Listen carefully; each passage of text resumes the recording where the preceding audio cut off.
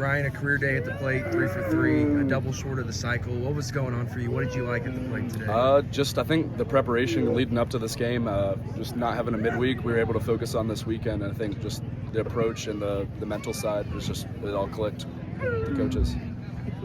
It was obviously senior day today. Can you talk about what those guys have meant to you being a freshman in this program? Oh, it's huge. The impact they've had on, not just me, but I feel like all the freshmen, even the older guys too, they're just really true leaders. They're honestly an extension of the coaching staff, just a form of it. Needing one more win to get to basically regional play that year into the at-large bid, is that talked about at all in the locker room? A little bit, not really. We kind of just focus one day at a time. Coach Minge just talks about doing what it takes to win, not really talking about winning. What changed from that 4-game losing skid to come here and take care of business against, a ranked opponent? Just the same thing, one day at a time. I feel like this week off, just not having a midweek, was able to we were able to refresh and reset and just focus on this weekend. How do you all take 2 wins like this and keep it rolling as the season winds down? Yeah, just not getting too high, just kind of staying level-headed and just keep stacking days like this. How have you seen yourself change since the beginning of the season to now? Oh, it's been crazy strides. I had surgery in the fall. It was back in August. It was a super long recovery. Even back in February, I think I had a couple at bats off the bench, and my wrist was still hurting a little bit. It was still bothering me. It was not until I think about a week or two before the Tennessee series when I got my first start. That was when I started feeling better.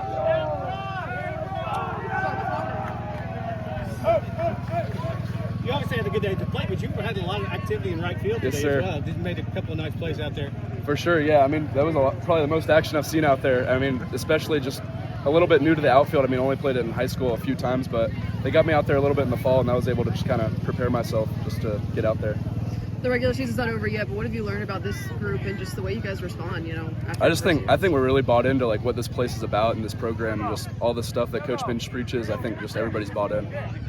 Nick, how important is it for you to come out today and you guys as a whole get this win on senior day, on which the day I'm sure is really special to you and all the other guys? Senior day is special. It's my 4th one. I just think the Cats winning was a big deal. It's a big deal for the postseason. It's a big deal for us in general. So, what do you think the biggest change in mindset from last weekend series to this weekend series has been over the span of just 1 week? The weird part is I don't think our mindset has changed. We just ran into a tough week last weekend, and we all believe there's nobody on the team giving up yet, and we know we can beat anybody, and we all believe we're the best team in the country. So, simple as that. How does it help you that when you give up 2 runs in the first and then you come back out in the second with the lead? Yeah, it's incredible. Went out there, made a bunch of poor pitches, and the guys picked me up. So. Do you like playing as the underdog role, man? You've been so close all season, got some good wins, also had some bad losses. Do you like playing this underdog role? Yeah, it's nice to be the underdog. Had a lot of close games, you guys know that. So, it is what it is in terms of underdog. I assume you mean by rankings and all that stuff. So, we don't pay attention to that stuff. We're just trying to win ball games. You said this was your 4th senior day. Talk about what this group of seniors has meant to you as a player. More than any other group we've had. I say it all the time, but guys like Dev and Novi and EB and James, I think he was honored today too, but he has eligibility. I wouldn't be able to do what I do on the field without them, but let alone just be here in general. I think all the guys feel the same way. So. And kind of feeding off that as a transfer coming in with this group, your first season, what have you learned from this group and how grateful are you to get to play with this program? Baseball's still fun. I think we got a lot of goofballs and we got a lot of guys that just love each other, and 9 innings with those guys every day, and it's the best part. Coach, you guys opened the series with a close win last night. Come out today and after the first inning, kind of handily were in control. What did you like from your guys today on senior day? I love the way we punched back after the first. Had a chance for that to get away from us. Thought our dugout had a heads up on him leaving early. We reviewed it, ended up going our way, and then we were able to proceed and just score 4 and be able to answer right back. I thought that was super important. I thought Nic McCay, he was absolutely phenomenal from the 2nd, the 3rd, the 4th, and the 5th. The way we scored, they didn't. He got to shut down innings, and then he cruised. He had 8 pitches in the 3rd, 12 pitches in the 4th, and 7 pitches in the 5th. He went straight to attack mode, and I thought that was crucial. Today, our offense, absolutely awesome, especially with 2 strikes. They were super competitive in the box. we battled, and then, you know, we had a little bit of everything. We had stolen bases, we had situational hitting. What a job by Cole. Schwartz, we had HBPs. I mean, when you go up and down the lineup, TJ hit balls really hard, end up getting the HBP there. Luke Lawrence walked twice. Cole Hage, just, man, that RBI was awesome. Hit a ball 114 miles an hour.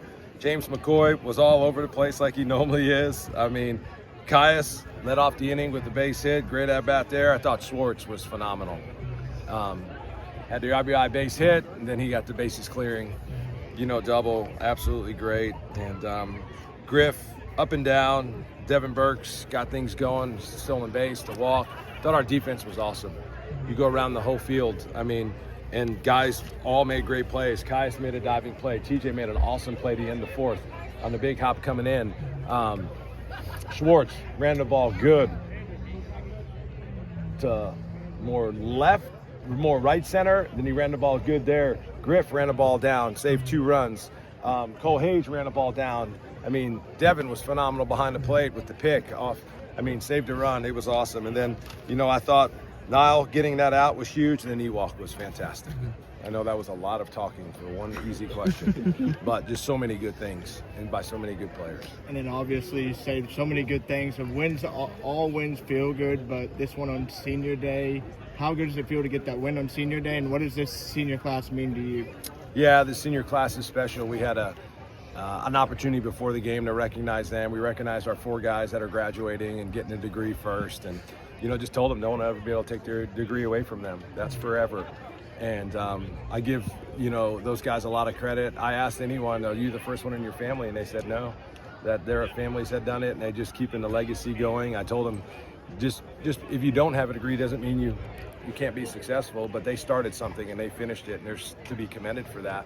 And then our 12 seniors, you know, they're just amazing leaders. When you think about the 3 guys in that class that have been in the program for 4 and 5 years, with Devin, Evan, and Jackson, just amazing leaders. And then the rest of the guys too, guys like Hoagie has been here 2 years, and the rest of the guys that have come in their first year. And, you know, I told the players that were sitting down, I had all the 12 guys standing, and I just told them, these guys will never play college baseball again. They won't. They'll never play. This is it for them. And I just told them, the guys that are sitting down, this is your responsibility to make sure that these guys get to keep playing and that their season doesn't end. And we want it to end in Omaha with a dog pile. And I kind of challenge them. I told them, I'll give you a man challenge. Like, you guys got to just do everything you can to help these guys, because their leadership, this class has been awesome. There's so many first-year players on our team, but the job this class has done has been phenomenal. And I mean, just even hearing them before the game, the amount of SEC academic awards, the community awards, I mean, it's a special group, and glad we're playing well for them. They definitely deserve it. Coach, well, you know, always talk about momentum, especially this time of year. You've got 1 game tomorrow and then 3 games against Vanderbilt midweek in between there. Talk about building that momentum for Hoover, and what does a series win like this over a good Oklahoma team do for your momentum for Hoover? Yeah, I mean, this is a great team. I mean, this Oklahoma team, they do, I mean, you look at where they're ranked, you look at where their RPI is, I mean, they know how to win, and they're well coached.